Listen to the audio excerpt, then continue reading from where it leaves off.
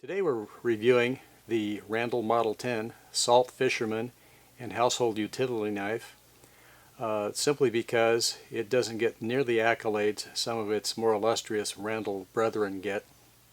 For example, their Astro model went on the Mercury space flights, and some of those knives are in the Smithsonian Institution and NASA's museum. Also, the Randall Model 1, which kind of launched the company, has been in 1945, it's been in all theaters of war, ranging from the European theater, the Pacific theater, clear up to Afghanistan and Iraq just recently. And so the poor old Model 10 just kind of languishes behind all the accolades and fame of its stablemates. It's a great little knife. It comes in three sizes. It comes in a 7-inch and a 5-inch and a 3-inch, and we're going to be reviewing specifically the 5-inch today. The original productions of these knives came with a 440C steel in the blade.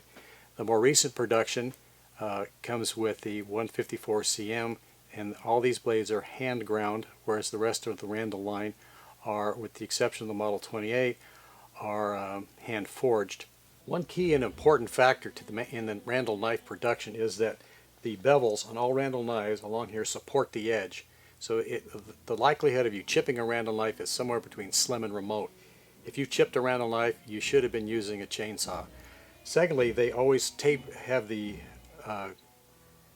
blade ground clear to full thickness out to about into here, and then they will taper along to here. This keeps a rigid joint between the blade and the handle.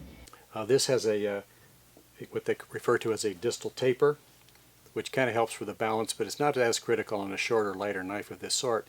It is hand ground, as I said earlier, and it comes with notches along the back and the notch here to help you direct the knife. So if you're handling it under dark conditions, which you may have in the wild sometime, that you know exactly where your cutting edge is.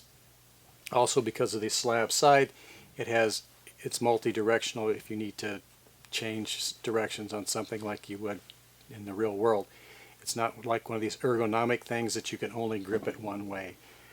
Secondly, these slab handles are held by rivets and then by a large lanyard hole. The lanyard's a good idea if you're over water, for the same reasons that you have a leash on your surfboard. If you become separated, you can catch it, and that way your fine piece of cutlery doesn't end up going off in the Atlantic, and even Big Bear Lake can be very deep in places.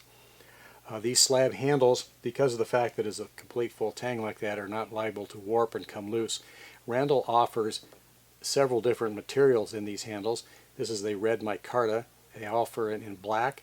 They also offer it in duraluminum and walnut. And there are some various hardwoods which are available from Randall, but because of the eco-lunacy that's going on now, you'd have to check with them to get specific, because some hardwoods have been prohibited to be exported. I highly recommend this knife in this length. You can carry it in the sheath on your belt very readily. The 7-inch, which comes out to about here, is much longer and could tangle in things, although it would be a very good knife to keep like at home or in the campsite or so forth. I've used this knife on various occasions. We've used it on coastal saltwater fish, lake trout, and then also after you clean up the lake trout, you clean the knife up. You can also use it to prepare pot roast in the campsite. And it also is very good at home because it's rust proof. It will work on citrus, tomatoes, anything in the kitchen. My one recommendation would be that you never loan this knife to anyone, because it may not come back. And then lastly, anything that we've said about specifications and so forth, we've checked out with Randall in their literature, on their website, or like I said, the email. So thank you.